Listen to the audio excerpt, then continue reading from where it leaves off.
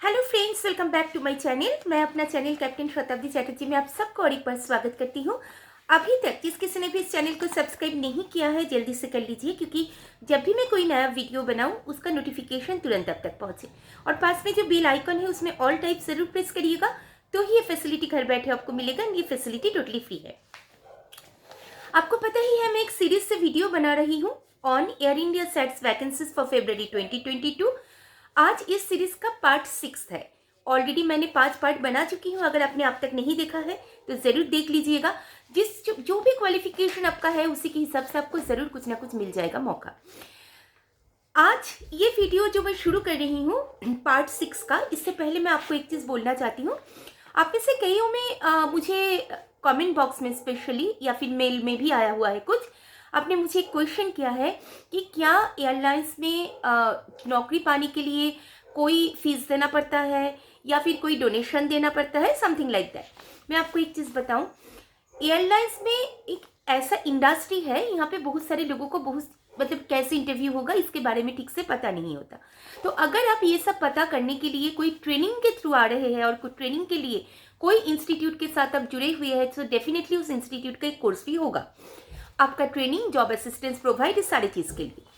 और कुछ कुछ एयरलाइंस ऐसा है जिस एयरलाइंस ने सिक्योरिटी डिपॉजिट रखते हैं। जैसे एयर इंडिया का जब भी लास्ट तक जो भी वैकेंसीज आया था उसमें सिक्योरिटी डिपॉजिट जमा करना पड़ा था। जैसे CSA के लिए करीब 22,500, RSA के लिए करीब 14,500, something like that.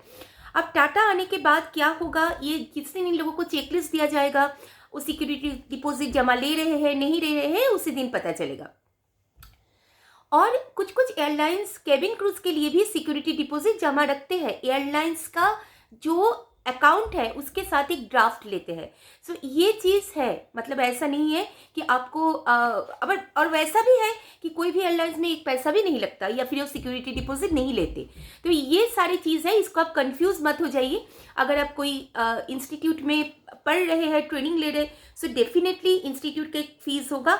May be आपको वो बोलता है, जैसे हमारे हॉराइजन में भी फीस है। और या फिर अगर आप कोई एयरलाइंस में आफ्टर ज्वाइनिंग भी आपसे मांगा जा सकता है सिक्योरिटी डिपॉजिट। आज जो मैं विषय को लेकर आ रही हूँ that is an equipment operator. Equipment operator जो है, इसका जो जॉब पर्पस ये है कि एयरलाइंस के अंदर जितने भी इक्विपमेंट है, जैसे electrical, diesel tractor, towable instrument, any like belt, toilet cart, water cart, passenger step, coach, APU, GPU, ये सारे चीज़ें, ये सब सारे चीज़ को, जैसे पुश बैक हो गया, ये सारे चीज़ को मेंटेनेंस करना, इसको ट्रांसपोर्टेशन इसी के थ्रू करना, इसका सारा रिस्पॉन्सिबिलिटीज रहता है ये इक्विपमेंट ऑपरेटर के ऊपर। इसके साथ साथ इनका aircraft, passenger, staff person, vehicles, airport infrastructure, company, इन सबका सेफ्टी के विषय में ध्यान रखकर उनका जितना भी व्हीकल्स है उनको भी उसको ऑपरेट करना पड़ता है। स्पेसिफिक रिस्पॉन्सिबिलिटीज क्या है कि follow airside driving rules and procedure without fail before positioning equipment on aircraft, then opening aircraft service panels, cargo doors, and after servicing the aircraft check for any visible damage. कोई अगर visible damage हो तो उसके लिए इनको check करना पड़ता है। जो कंपनी एयरलाइन का ऑपरेशन मैनुअल है उसको पढ़ के उसको प्रॉपर तरीके से सारे इंस्ट्रूमेंट एंड व्हीकल्स को ऑपरेट करना पड़ता है। रिपोर्ट एनी इंसिडेंट और damage immediately as per company procedure. Ensure that valid ADP and driving license is always with him. आप जब भी ड्यूटी में रहेंगे तो आपको ये सारी चीज़ अपने साथ कैरी करना पड़ेगा। एंड इसको टाइमली रिन्यू भी करना पड़ेगा। Do necessary safety checks before taking equipment for operation. Then perform tractor, portable water, toilet cart, LDL, MDL, pushback, ये सारे चीज़, टेल जैक, ये सारी चीज़ को इन्होंने सेफ मेंटेनेंस करना पड़ेगा इसके साथ एयरक्राफ्ट को। Perform aircraft cargo door area and whole inspection to detect, कोई डैमेज अगर है उसमें, टू डिटेक्ट डैमेज, उसको देखना पड़ेगा आपको।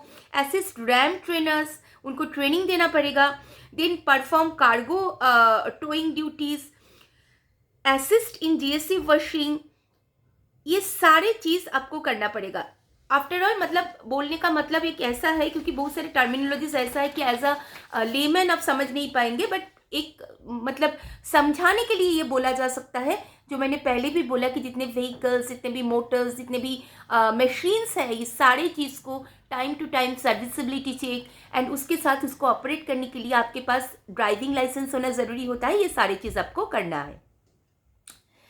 देन आपका जो एजुकेशनल क्वालिफिकेशन इसमें क्या होना चाहिए, इसमें नॉन मैट्रिकुलेशन भी चलेगा, अगर 10th पास है वो भी चलेगा, और 12th pass with relevant experience भी चलेगा। आपके पास हेवी ड्राइविंग लाइसेंस होना पड़ेगा एंड उसके साथ आपका मिनिमम 3 साल ओल्ड होना है वो ड्राइविंग लाइसेंस, 3 साल का आपका एक्सपीरियंस होना है। नेक्स्ट इज आपका जो एक्सपीरियंस ये है कि minimum 2 years experience in airport operations आपको होना है। Any experience in ramp operation would be considered an advantage.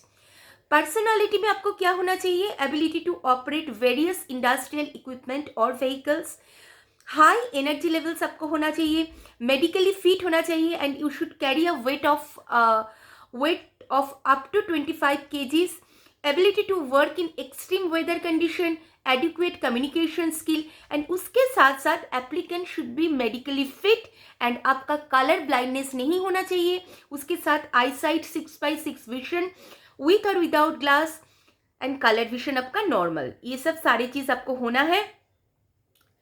And इसका लोकेशन भी दिल्ली एयरपोर्ट है। आपको करना क्या है, आपका एक CV एंड एक पासपोर्ट साइज का सॉफ्ट कॉपी आपको भेजना है career@aisats.in। आई रिपीट, career@aisats.in, यहाँ पर आपको भेजना है। क्लोजिंग डेट है 25 फरवरी एंड इनकम्प्लीट 25 फरवरी 2022 एंड इनकम्प्लीट जो एप्लीकेशन है उसको डिस्क्वालीफाइड किया जाएगा। तो आप समझ ही रहे हैं कि आपके पास अगर ड्राइविंग लाइसेंस है तो ही आप इस पोस्ट के लिए आ सकते हैं, और वो भी HMV आपको होना है, हेवी मोटर व्हीकल लाइसेंस आपको होना है। उसके साथ साथ अगर आप ये सब काम आप करने के लिए रेडी है and at the same time ये रिस्पॉन्सिबिलिटी लेने के लिए आप रेडी है, so you can start a very good career with airlines. ये आप कर सकते हैं, क्योंकि देखिए 10th पास करना या फिर 10th पास ना करना, उससे नीचे भी पढ़ना, बट आपके पास अगर ड्राइविंग लाइसेंस है तो आप इसके लिए भी एक अच्छा करियर एयरलाइंस इंडस्ट्री में शुरू कर सकते हैं। आज के लिए मुझे लगता है कि आप समझ गए हैं कि जिस पोस्ट के लिए आपको आना है उसमें क्या क्या क्वालिफिकेशन आपको चाहिए, कहाँ के लिए आपका है मतलब बेस रहेगा, ये सारी चीज़। एंड मैं बहुत जल्द आ रही हूँ पार्ट 7 एंड लास्ट पार्ट को लेके, तो आप हमारे साथ रहिए। ये वीडियो अगर आपको अच्छा लगे लाइक शेयर जरूर करिएगा, कमेंट भी करिएगा। मैं फिर आ रही हूँ नए सब्जेक्ट के साथ, तब तक के लिए बाय बाय।